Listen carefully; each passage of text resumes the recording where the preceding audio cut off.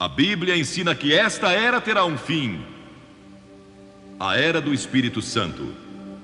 A era em que nos encontramos hoje e que uma nova era será estabelecida. Em outras palavras, assim como você troca seu carro velho por um novo, Deus vai trocar este sistema maligno atual, que chamamos de cosmos, um sistema mundial, vai trocá-lo por uma nova era. E essa nova era será a era do reino de Deus. E essa nova era vai prevalecer. Vamos ver o que diz a Bíblia.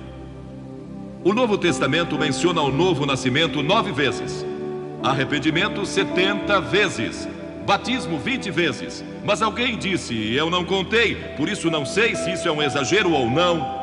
Mas alguém declarou que a segunda vinda de Cristo é mencionada mais de 380 vezes. O que eu sei é que é mencionada com frequência. Cristo disse, como foi nos dias de Noé, também será a vinda do Filho do Homem. Agora, a história de Noé popularizou-se novamente, na ficção e em quadrinhos.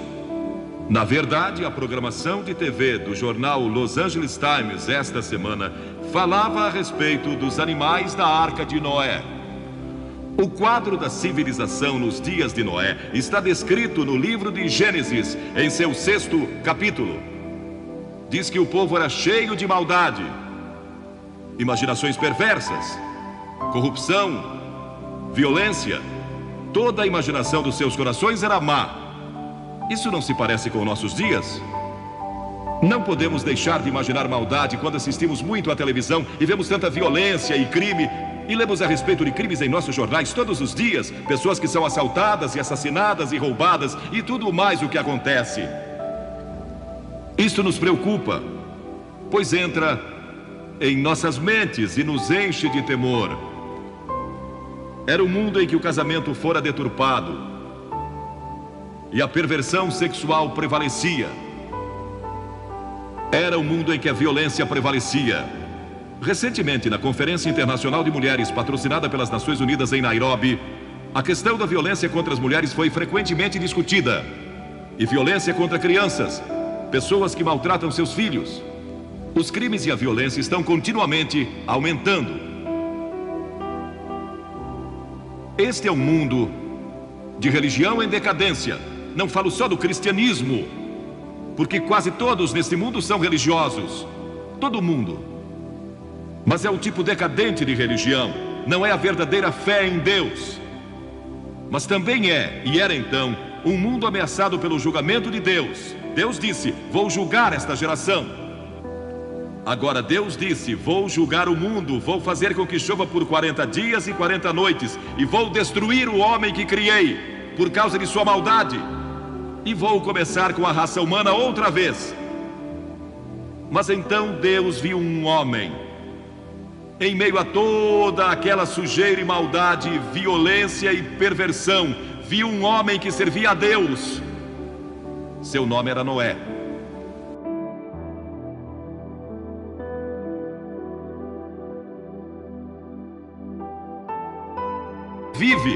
Ele vivia uma vida disciplinada e era um homem de integridade moral. Ele adorava a Deus e ousou servi-lo. Ele era um não conformista. Zombavam dele em seu lugar de trabalho e zombavam dele nas reuniões sociais às quais comparecia. Seus vizinhos e amigos não conseguiam entender. Eles diziam que ele era estranho, porque falava a respeito de Deus e orava e cria em Deus. Cria que Deus controlava o mundo. A Bíblia diz que pela fé, Noé, note, pela fé, Noé vive para mim. E Deus não pode julgar uma pessoa que vive para Ele. Uma pessoa que chegou a Cristo e à cruz, que recebeu o perdão dos pecados e que vive para Jesus Cristo, não pode ser julgada. Já nenhuma condenação há para os que estão em Cristo Jesus. Você nunca comparecerá diante do trono do juízo. Se crê em Cristo, Ele é seu lugar de refúgio. E Noé não podia ser julgado. Então Deus disse, preciso achar um meio de salvar Noé e sua família. Então Deus veio a Noé um dia e disse, Noé, eu vou destruir o mundo e começar outra vez. Quero que construa um grande navio e que o faça de cipreste. Cubra-o de piche por dentro e por fora. Faça-o de 150 metros de comprimento, 25 de largura e 15 de altura, com 3 andares, e põe uma janela e uma porta. E comece logo. Vocês podem imaginar como aquele povo zombou? Construir um imenso navio, tão grande quanto o moderno transatlântico, no meio do deserto, onde nem havia água. Mas Noé, eu imagino, era membro do sindicato, então conseguiu alguns operários. E começaram a construir aquele navio.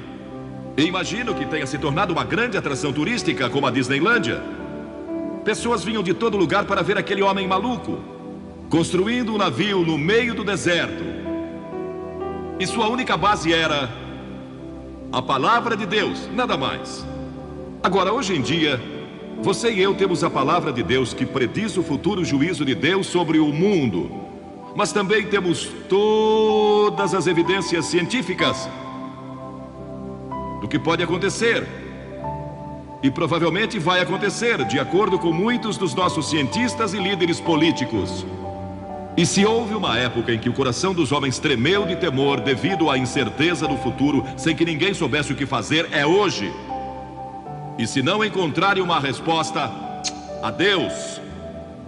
Isso se Deus não intervir. E é exatamente o que vai acontecer. Deus vai intervir. Cristo vai regressar. E esta é a gloriosa esperança que todos temos no coração. Mas durante todo aquele tempo Noé pregou. Ele trabalhava e pregava. A Bíblia diz que ele foi um pregador da justiça, pregou arrependimento. Ele clamava ao povo que se arrependesse e se voltasse para Deus, porque o dilúvio era iminente. Eles nunca ouviram falar de um dilúvio, nunca tiveram um antes. E os meteorologistas o desmentiam constantemente. Não há qualquer sinal de chuva, nenhum sinal de um dilúvio. Ele é um tolo, não sabe do que está falando, isso não é científico. E zombaram dele. E os carpinteiros que o ajudaram a construir aquele navio também não acreditavam nele. Trabalhavam pelo seu salário. Até mesmo a família de Noé achava difícil acreditar. Mas Noé não vacilou. E Deus não falou mais com ele por 120 anos. Pensem só nisso. Ele recebeu a mensagem do Senhor. Ele estava construindo aquele navio e finalmente o terminou. E quando terminou, Deus veio a ele e disse: Noé, vou dar ao mundo 7 dias mais. 7 dias mais para que se arrependam. Mas depois disso, o julgamento vai se abater. A Bíblia adverte que o mundo vai sofrer um julgamento. Mas a esperança no horizonte é a ressurreição de Cristo e o seu prometido regresso. Foi a esperança dos profetas. Isaías 66 declara que o Senhor vai voltar em fogo e os seus carros como um torvelinho para tornar a sua ira em furor. E há tantas passagens do Novo Testamento que eu levaria horas lendo-as para vocês. Cristo disse: vou preparar-vos lugar.